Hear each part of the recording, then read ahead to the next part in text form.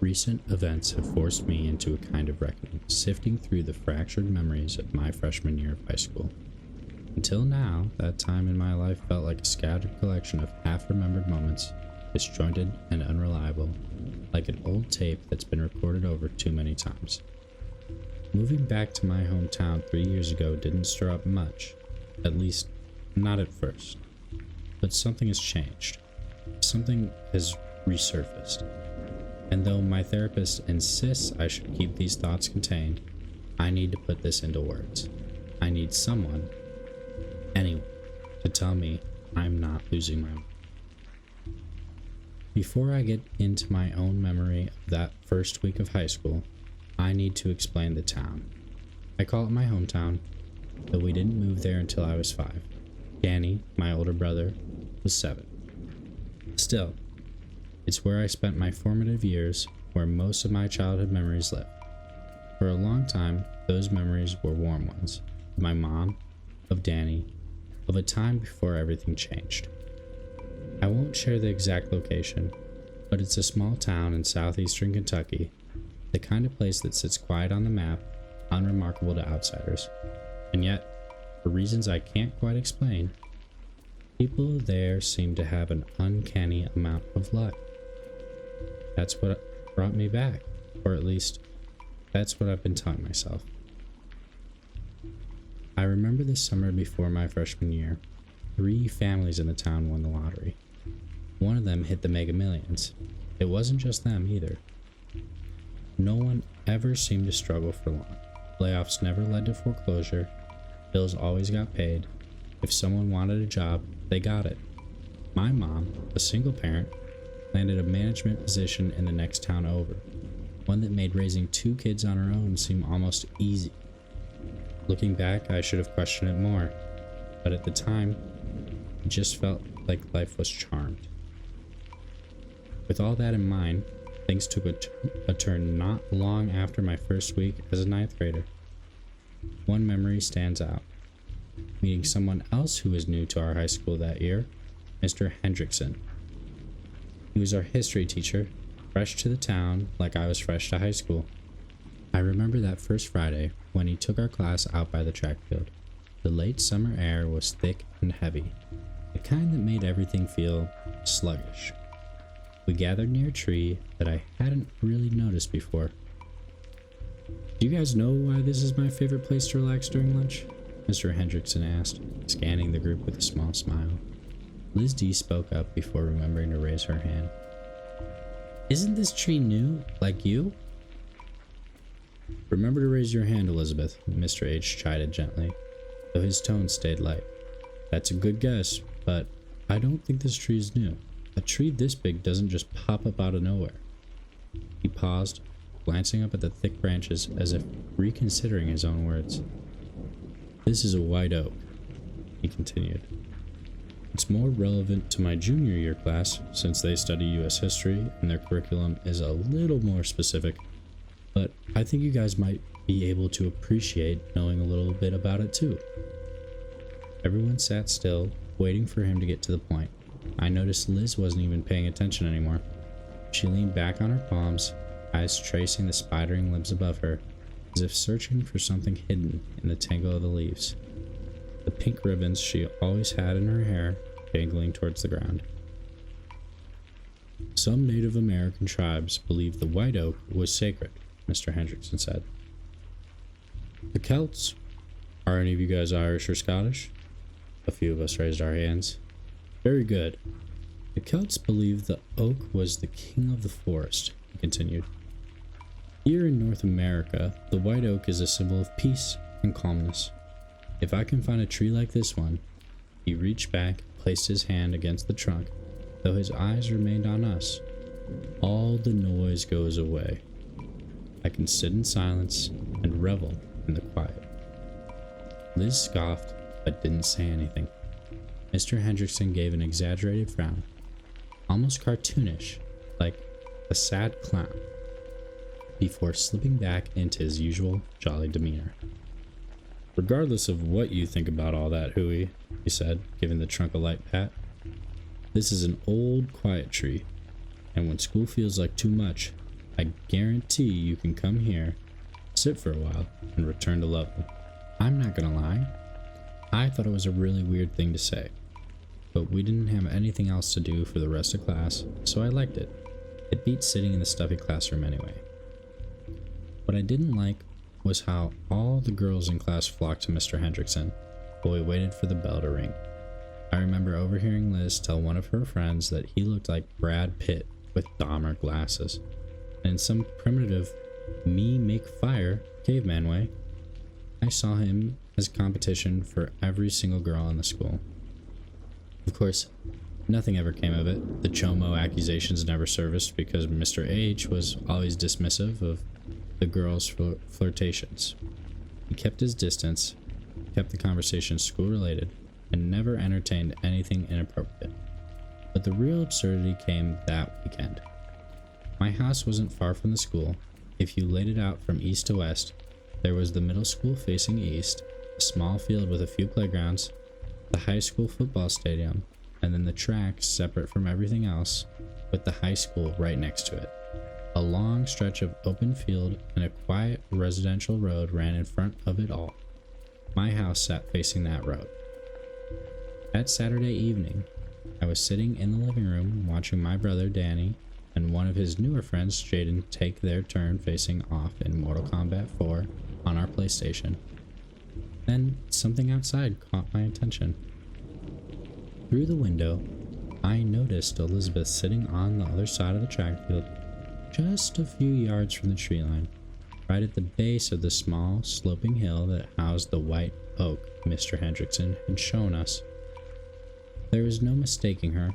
She was the only girl who hadn't upgraded her wardrobe for high school, still wearing that same pink and white outfit she always had. But the man standing with her, I couldn't tell who he was. In my defense, I'd grown up with Liz through elementary school and middle school. I knew her posture, her habits, the way she stuck out without meaning to. And for the record, it was the year 2000, so before anyone calls me out for recognizing her from 200 yards away, but not the grown man standing with her, she was wearing a stupid fucking pink fedora. Yeah, a fedora. I'm glad that style died. What I'm not glad about is what happened to Liz in the weeks that followed. At the time, I brushed off what I'd seen as absurd and focused on something really worth my frustration. Losing to my brother at Mortal Kombat. Fuck Scorpion. Fuck his teleport move. Fuck my brother for memorizing every damn combo and never picking another character. After hours of abusing jump kicks and being bitterly defeated, Danny and Jaden took a smoke break and I followed, overseeing like some self-appointed referee. As we stood by the shed, the memory of Liz sitting by the tree resurfaced, gnawing at the edge of my thoughts. "Hey," I said, breaking the lull. "Either of you got U.S. history with Mr. Hendrickson?" I remembered he taught 2 junior year courses, so there was a chance. Neither of them did, but Danny mentioned that Phil B., one of his mutuals from his lunch table, had him. "Why?" he asked, exhaling smoke into the night air, coughing dryly. I gestured vaguely toward the track, as if they could somehow see through the shed, through the house, to where the damn tree stood. "That old oak out by the track," I said. "Hendrickson gave it some weird praise, but when the hell was it ever there?" Jaden cut in before Danny could respond. "Nah, don't go near that tree," he said, shaking his head. "Gives me the creeps. Definitely wasn't there before." "You sure?" Jaden didn't even hesitate. Since when do multiple teens suddenly notice some random old-ass tree and none of the teachers say a thing about it? That Sunday, I kept turning it over in my head. The idea that a tree could just appear out of nowhere versus the more rational explanation, it had always been there, blending into the tree line with 100 other unremarkable trees, and I'd simply never noticed it until Hendrickson brought it to us. Monday passed. Tuesday passed. Wednesday, Liz was irritable. Not just her usual kind of snippy, but off in a way that I noticed immediately. Maybe she'd been like that for 1-2 days, and I just hadn't paid attention. The bags under her eyes were darker than usual. She moved sluggishly, but not in a lazy way, in a weighed down way, like she was dragging something behind her that no one else could see. Hendrickson stopped her on the way out of class. I remember his warm smile as he asked if she was all right. Liz nodded, muttered something back. I might have caught what she said if I hadn't immediately embarrassed myself by tripping over my own feet and eating shit right there in the hallway. Thursday. Liz was tweaking. She looked worse than just sleep deprived.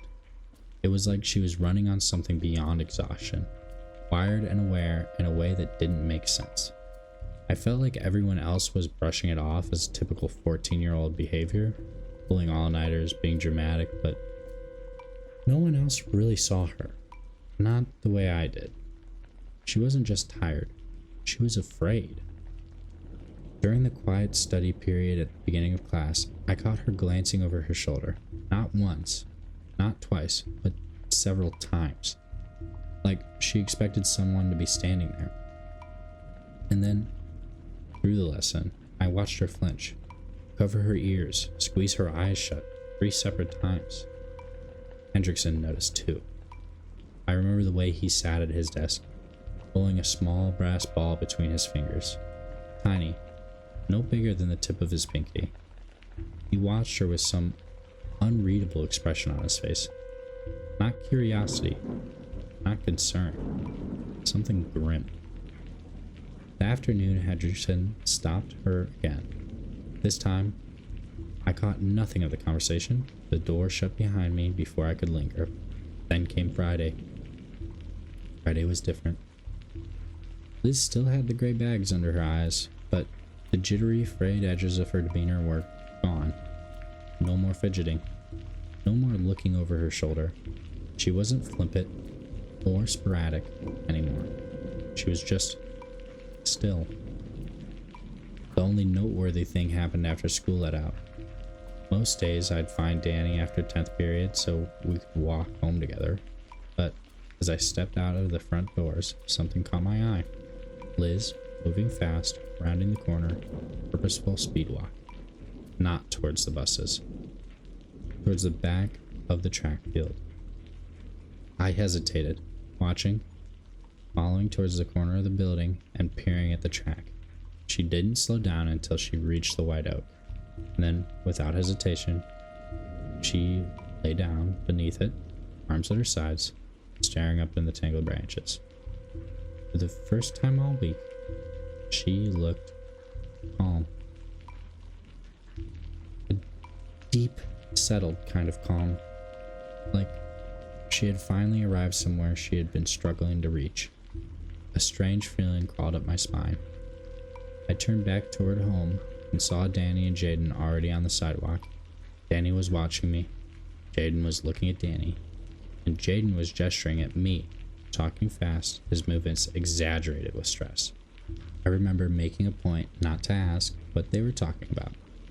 Jaden was always cool with me, and at the time, I was more worried about Liz. Not that it mattered in the end. That was the last time I ever saw her. That weekend, sometime between Saturday night and early Sunday morning, I woke up to a shriek. It tore through the dream I'd been having, dragging me into consciousness with a start. The warm reddish-pink haze washed across my window, flickering like a distant fire.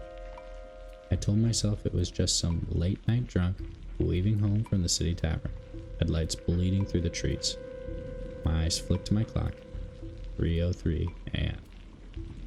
The numbers pulsed, blinking erratically. The power must have gone out. I shut my eyes with a frustrated sigh, knowing I'd have to reset the time and my alarms in the morning. But I didn't move. I didn't get up. Something about that light, the way it pressed against my window, kept me frozen. At some point, I I must have drifted off again, because the next thing I remember was dawn creeping over the horizon, and then the police cruisers patrolling the school, circling the block, eventually branching out into the rest of the town. Monday morning, Liz didn't show up to school. I never saw her again. The weeks that followed were too normal. That was what unsettled me the most. The official story was that Liz ran away in the middle of the night. Her parents claimed she had been pulling away from them recently, growing irritated, restless, and eager for distance. Maybe that was true, but it wasn't the whole truth. I knew that. I had never outwardly cared for Liz. She was prissy, a little annoying, but never mean. And for all her dramatics, I'd never seen her like she was that week.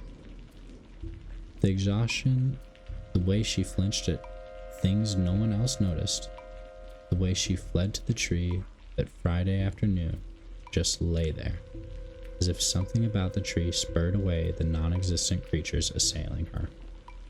Her parents didn't see that. They didn't interpret her the same way I did, and so I found myself sinking into a pit of regret. Should I have said something? Would it have even mattered? In the end, the school year crawled forward. Time washed over Liz's absence like rain over pavement. Aside from a few of her outspoken friends, her disappearance faded from the front pages in a matter of months. And life carried on, like nothing had ever happened. It started to settle on me like an uncomfortable truth. Just one of those terrible things that happen in life. A fluke, a tragedy, the kind of thing that shouldn't happen, and yet somehow it still does. The odds of it happening again felt minuscule, almost non-existent, until later in the fall, and then through the winter. That was when Phil started coming up more and more in conversations between Danny and Jaden. What I haven't mentioned about Phil is that for a time, he was much more than just a mutual friend to my brother. He was practically a fixture in our house, a frequent visitor, a fellow mortal combatant. Back when Danny and he were middle schoolers, but like the upgrade from Super Nintendo to PlayStation, things change. Out with the old, in with the new. By the time 9th grade rolled around, they had drifted onto different paths. Nothing bad, nothing dramatic, but they weren't as close. They still ate lunch together, but their new friend groups pulled them in different directions. And then, gradually, Phil became more of a memory than a presence. At least, until his name started coming up again. What I hadn't realized was that Danny and Jaden had been more aware of my fixation on that tree than I thought. Maybe I hadn't been as subtle as I believed. Maybe they'd noticed something in the way I talked about it, or didn't. Either way, they'd been paying attention. And they'd actually asked Phil about Mr. Hendrickson. It all came to a head one night during Christmas break, when we gathered for a smoke session, not behind the shed this time, but inside it. The wind was brutal, howling against the thin walls, rattling the loose paneling. It was a light winter, barely any snow, but the cold carried a sharp edge. Jaden was the one to bring it up. "So, how's Phil?" he asked, exhaling smoke in a slow, deliberate breath. "He acting weird? He doesn't really seem like it." Danny hesitated. He shifted where he sat, glancing at me like he wasn't sure how much to say. "He's not bad. Like, he seems okay." His voice carried a note of uncertainty, like he wasn't even convinced by his own words. "I only remember seeing him at lunch. He's not as talkative lately, but it's been like that since September. He's just kind of zoning out." "What?" I could feel my expression tighten, my reflection in the dusty mirror, catching the way my brow creased, the way my eyes flicked between them. Something was up. I knew it, and they knew I knew, and I knew they knew that I knew. I spoke up before they could move on to another topic. They were professional asshats when they got high, and I knew it was only a matter of time before one of them started blinking super hard to focus while the other got distracted making paninis on the George Foreman grill. Whoa, whoa, whoa. What do you mean, is Phil acting weird? Had they noticed Liz being weird around the tree? Had they sent Phil to check it out? How much did they know? Danny shrugged like he was trying to wave it off, but Jaden, knowing damn well I'd just keep pushing, finally answered. Phil Brooks told your brother's lunch table about Mr. Hendrickson's class with Alex R., he said. Then, after a beat, it really isn't that big of a deal. He just talked about the same thing you told us, Hendrickson giving some weird sentimental speech about the tree. That's all. That wasn't all. Then why the hell are you asking about it now? They both hushed me, glancing at the shed door like someone might be listening. I didn't realize I'd raised my voice. Danny grabbed my shoulder, squeezing it tight before locking eyes with Jaden, and then back at me. His face was serious. Listen, he said. Just stay the fuck away from Philip. And stay away from that stupid fucking tree. Phil is off his rocker about it since September. And the last person who hung out over there, he raised his hands, making air quotes, ran away. Then he leveled with me. Just listen to me, Kev. I've never fucking lied to you.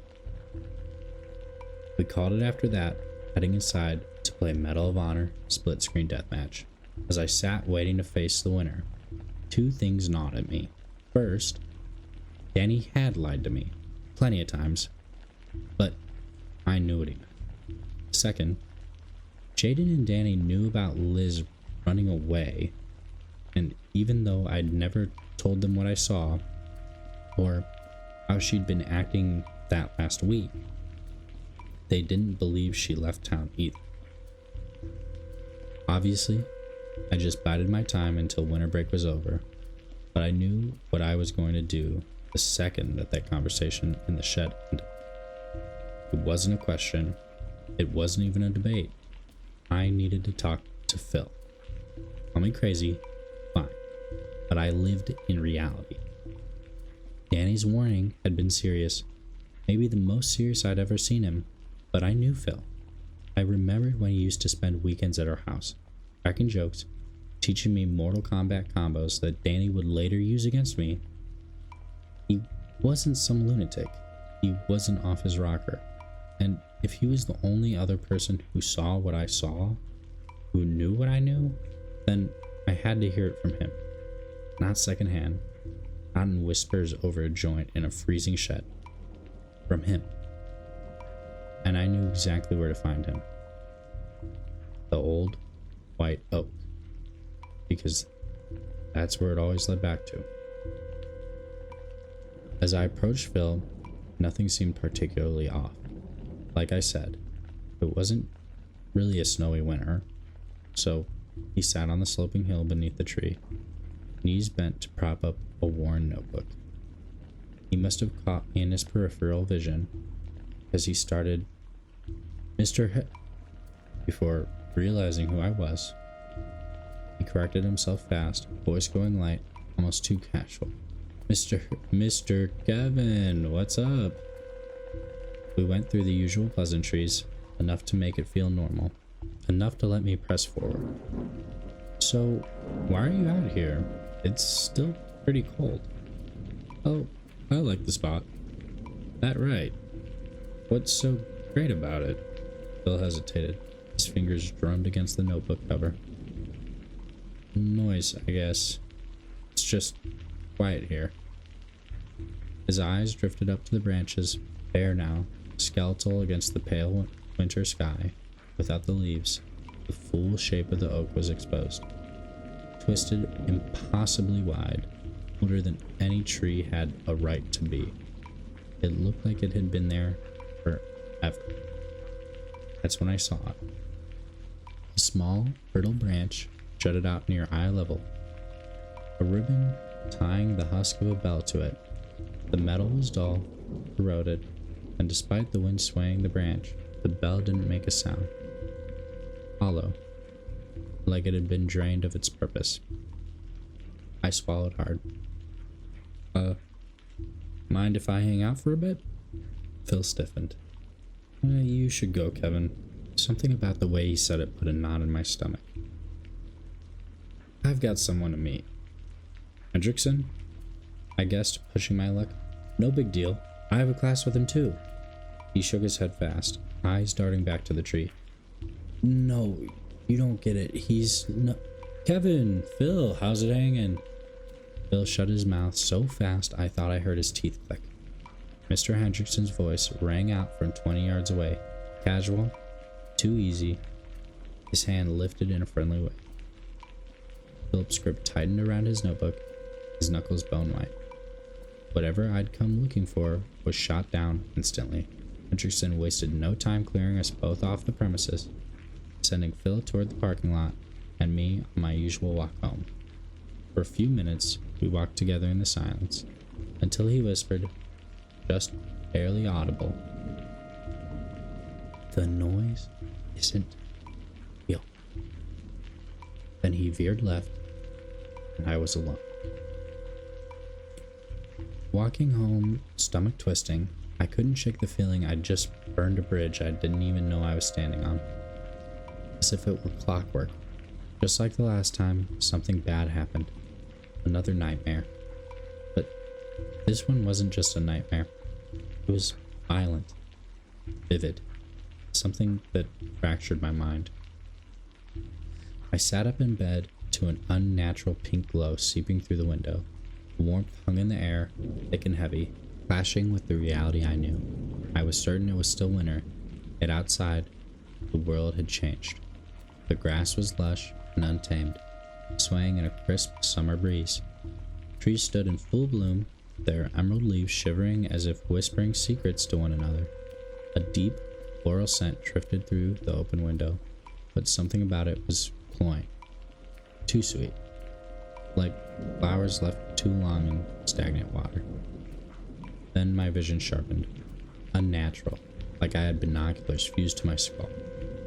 My gaze was drawn to the quiet tree. Its massive canopy pulsed with the pink glow, raining light down in a steady, unnatural rhythm. And beneath the glow stood a figure. They faced away, standing still in the haze. For a moment, I couldn't tell who it was. The tree's thick foliage fragmented the light, throwing streaks of pink and gold across their form. My breath hitched. Something was wrong. Then the air shifted. The floral scent turned rancid, flesh left too long in the sun. My stomach twisted as a wet, splitting sound reached my ears. At first, I couldn't tell what or where it was coming from. Then I saw it. The base of the tree began to open. Not like roots pulling apart, not like bark cracking, but like a wound splitting at its stitches. Flesh, not wood, not earth. Flesh tore itself apart in a yawning, jagged mouth of pincer-like teeth. Hundreds, maybe thousands crawled inward, engorged on something that pulsed within the gnarled trunk. I couldn't breathe. The teeth oozed something dark and viscous, strands of saliva stretching between the rows. The deep, gaping wound of the tree shuddered, its grotesque form pulsing with some horrible living hunger. Then, as if shaking off its disguise, smaller branches twisted and curled downward. Not wood, but limbs. Real, grasping, coiling limbs. They shot down, wrapping around the ankles, the wrists, the throat of the figure below. My heart pounded. My ribs felt like they were going to burst as the tree's grotesque limbs lifted them, twisting them like a marionette.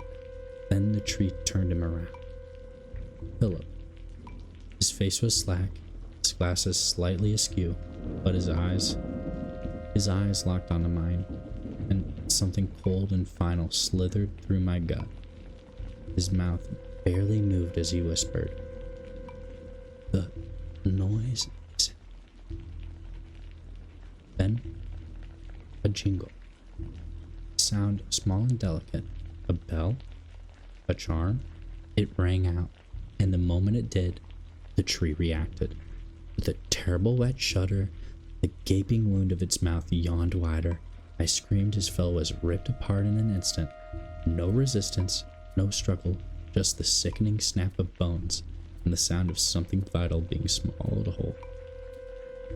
By the time my blurred vision cleared, all that was left was the faint rustle of leaves and the whisper of the wind through an impossibly still night. And his glasses, lying in the grass, catching the last flickers of fading pink light. The bottom of the tree stitched itself closed, like it had never opened at all. I stumbled back from the window as if the tree might come for me next, as if it knew. The branches of nearby trees that hadn't been there before, slammed against my window frame with a violent crack. Shadows twisted, clawing at the glass. I staggered backward, breathing coming in sharp, panicked gasps, then bang. Pain flared through my skull as I slammed into the doorframe. The world tilted, the nightmare splintering apart, and I woke up. Cold air pressed against my skin. My head throbbed beneath my palm. My breath hitched as I took in the dim, quiet. No pink glow, no unnatural warmth, just the lingering echo of my own panic. Then, jingle, a soft chime from the hallway. I froze, only to hear my mom's voice humming lightly to herself as she removed the last of the Christmas decorations from the hall. I'm sure you can guess Phil's parents hadn't heard from him since that Friday I'd last seen him. The cops actually came around during history class. Mr. Hendrickson was called out into the hall. And though it felt like mere minutes, when he returned, his face was heavy. The words slipped out, quiet but clear. There are therapy dogs available in case the 2 disappearances are weighing on anyone. My stomach tightened. Felt too soon to declare Phil gone, but then again, I already had a feeling about what had happened to him. There was a creeping unease hanging over everything, but somehow, Phil's name still echoed through the hallway longer than Liz's. And the fact that his car hadn't been located helped my mind rest in the early spring. Danny and Jaden had been hanging out more, but with the weather warming up, they weren't as often home. They'd taken Jaden's 1982 Honda Civic to his house, and I never felt comfortable enough to ask if I could tag along. It felt like they knew I'd spoken to Phil, and they shunned me for it. We never talked about it, but the silence between us was louder than words. I'd gotten used to the familiar sound of Jaden's Civic sputtering to life, followed by the bouncy noise of the suspension as it pulled out of our driveway, and then sometimes there was a jingle. It grew in the back of my mind, a steady thumping that hammered against my skull, making sleep harder and harder to come by. I held on as long as I could, but one day, Mr. Hendrickson called me over. "Hey, Kevin," he said with that soft, patient smile of his. "Why don't you stay after class for a minute?" I thought I was about to be confronted about the deterioration of my work. Forgotten about everything else. My grades slipping, my focus fading, and the way I'd been shutting down. All that mattered was the growing fog in my head. Instead, he just sat there, spinning a little brass ball in his hands. "This too shall pass," he told me. I remember how the words settled in the space between us, and I noticed something shift inside me. The tension in my head eased for a moment, like a calm after the storm. I leaned in to stay after class for those kind words, hoping they'd work their magic. They always did, until they didn't anymore. Until I needed something else. Until I needed to be under the tree. Mr. Hendrickson didn't nudge me toward it. He simply suggested it, like he had no idea how much of the idea of the tree had already taken root in my mind. Now that spring was in full swing, and the tree was heavy with blossoms. He'd sometimes stop outside before heading home, offering words of encouragement that stacked on top of the soothing effect the tree had on my thoughts. It was perfect. My grades were getting back on track. Mr. Hendrickson wasn't as bad as I thought. Hell, he was even great. The quiet tree had become my sanctuary. But there were moments when I'd look up and see Danny and Jaden standing in the distance, exchanging quiet looks as they noticed me sprawled beneath the tree's twisting limbs. The way they looked at me, like I was something different now, irritated me more than I cared to admit. They thought they knew me, thought I was going above them, maybe even above their advice. I could feel it in the way they whispered, the weight of their unspoken judgments hanging in the air. It pissed me off. But then again, I couldn't blame them. Then the day came when the tree wasn't enough to quiet my mind until the next day. It wasn't enough anymore. I needed to stay after his classes, and then I'd compound that peace with a visit to the tree. But that wasn't enough either. Soon, I insisted. I couldn't just visit the tree by myself. I needed Hendrickson there too. He obliged. The longer this went on, the less it helped. I got less and less sleep, and the silence of my mind grew louder, louder until all I could hear was the jingle. It had only been a few weeks. Looking back, with clear eyes, I realize now, Bill had managed to stave off that noise and the urges from September, right up until I met him at the tree in January. He'd gone without a conversation with Mr. Hendrickson because of my interference, and it wasn't long before he was never seen again. Then came the final plunge. No matter what I tried, my sleep continued to falter. I needed Hendrickson more than just after class or after school. I remember stumbling out of lunch, driven by an urge I couldn't control, making my way to his classroom. There was no long-term plan anymore, no thought of solving the problem. I was hooked. All I could think about was prolonging my survival. I opened his door, and he wasn't there. Panic surged through me. I squeezed my palms against my temples, eyes shutting fiercely, trying to focus, to calm down. Desperation took over, and I rushed to his desk, searching for something, anything, whatever book he got his quotes from, something that could help, anything to fill the void. When I opened the drawers, the rage hit me like a wave. There was nothing, just a few pencils, a spare pair of glasses with no case, probably why they were cracked, loose leaf paper, a little pink ribbon, and that damn brass ball he always fiddled with. That was it. My fingers tightened, frustration boiling over, eyes about to storm out of the classroom, heading straight for the tree, when I slid the drawer shut, got to the door, reached for the knob, and the door opened. Mr. Hendrickson stood there, his expression unreadable, his eyes scanning me in a way that made my stomach twist. Before I could think, the words poured out of me, desperate, frantic. I begged him for something, anything to get me through the rest of the day. He placed a firm hand on my shoulder, met my eyes, and said, "Whatever is has already been, and what will be has been before." The noise in my head dulled, but confusion quickly filled the space it left behind. Why would he say that? Before I could ask, he gestured me out of the room. The door clicked shut behind me, locked. I blinked, and suddenly, Friday was over. I stood before the quiet tree, its blossoms heavy in the golden afternoon light. It should have been comforting. It should have been enough, but it wasn't. I knew I wouldn't sleep, not even with the tree's usual calm pressing against my mind. Mr. Hendrickson never came out, and for the first time in weeks, I thought of Philip. Noise isn't.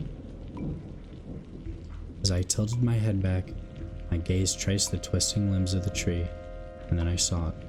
A small, hollow bell tied to the end of a branch, swaying gently. There was nothing inside, nothing to make it ring. Yet, as the wind whispered through the tree, a faint jingle played out. My chest tightened.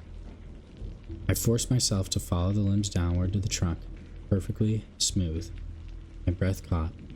The ground beneath it was untouched, unbroken. No gnarled roots pushing through the earth. No bumps where the roots should have been burrowed deep. My eyes darted back up. The wind swept through the leaves, rustling, shifting, and yet they made no sound. The only sound was the wind in the other trees just yards away. It was as if the tree knew what I had just realized about it. The calm it had given to me evaporated, replaced by something cold and unwelcoming. A warning. I had no choice but to go home and try again Saturday. But I couldn't have predicted what the night had in store for me. As I stepped through the door, Danny bumped into me on his way out. He wasn't angry, just uneasy. His eyes met mine, and for a moment, I thought he might say something. But before I could open my mouth, Jaden's Civic pulled up, a sputtery pop of its exhaust cutting through the quiet. Emotion clawed its way up to my throat. I should have stopped him. I should have said something. Apologized for being distant. For letting the quiet tree dig its roots into my mind. But I hesitated. Too late. The car doors shut. The engine revved. They were gone. Night fell, and my skull pounded as I tried to force myself to sleep. Melatonin and weed. That had never crossed my mind before. I never smoked with Danny and Jaden, but now it felt worth a shot. Anything to stop the noise. It seemed to do the job fairly quick. I laid down, closed my eyes, and drifted into a deep, dreamless sleep. The next memory was hazy, dreamlike. No mind-numbing jingle, no headache, no feeling in my body at all as I stepped outside. Feet moving of their own accord. My vision tunneled, the world narrowing to a single focal point. The quiet tree. Its glow bathed me in a warm pink light, washing over the hill where I knelt, yards from its base. A golden shimmer drifted through the air like dust in the sun. I exhaled, and euphoria flooded my veins, thick and sweet. I opened my arms, surrendering to it. The tree moved. Its limbs curled and twisted like fingers stretching towards me. The trunk shuddered, stitches of bark unraveling, splitting apart. My vision blurred. My thoughts slowed. A gust of heat rolled up from the trunk. Yet there was no smell, no rot, no scent at all, just warmth seeping into my skin. My senses dulled, my mind slipping. Then, a pop. A sputtering engine. A car door slammed. Tires screeched against pavement. And then, through what felt like a wall of concrete, I heard the shouting. Danny. No, Kevin, get out of here. A shape burst into my periphery, closing the distance in a heartbeat. I barely registered the impact as Danny shoved me back, my knees buckled, my body slumping onto my heels. Tears blurred my vision. I tasted salt on my lips. I forced out the words, a strangled whisper. Sorry, Danny. I blinked, and the tree had him. Limbs wrapped around his arms, his torso, his leg bent at a wrong, sickening angle. Even through my haze, I knew it was broken. He thrashed against the branches, against something stronger than either of us could ever be. It's okay. His voice was quieter now, like he was already being pulled away. It's okay to go home. A smaller limb coiled around his throat. My vision blurred. My hearing was so far gone. What he said was just a whisper. No matter what, I still love. Crack. Something warm sprayed across my face. I was beyond ready to wake up from the nightmare, but I didn't. Not until I was lying at the bottom of the hill, rain pelting my face, an EMT kneeling at my side, a little bell with a ribbon, and a small brass ball within it gripped in my hand. The following days shattered my mind to sediment. This disappearance wasn't like the others. I wasn't going to forget this one, because it should have been me. I was cleared from the hospital, sent back to school, but everything had changed. Mr. Hendrickson was gone, replaced by a substitute. The tree, gone. As if it had never been there at all. Nobody believed me. A whole year it had stood there. 3 missing students, forgotten, but I remembered. Even now, I can feel it. Something clawing at my skull, scraping at the inside of my mind. Why can I remember? I want to forget. I did forget. They sent me away. My mom. She took me to every professional trying to fix what she thought was broken. But when I wouldn't stop insisting that I had a brother, that Danny existed, it was the final straw. 6 years. 6 years confined to the wing of a mental hospital. And then somehow I moved on. I forgot, built a life, started a family in 2011 with my ex, left it all behind. Then my mom died. She left me the house and a small fortune from a lottery ticket she won in 1999, a ticket I never knew existed. Crazy, I know. So tell me why. 25 years later, my daughter walks through the door, fresh off her first week of high school, and she tells me about the old white oak tree behind the track. I can see it from my fucking window.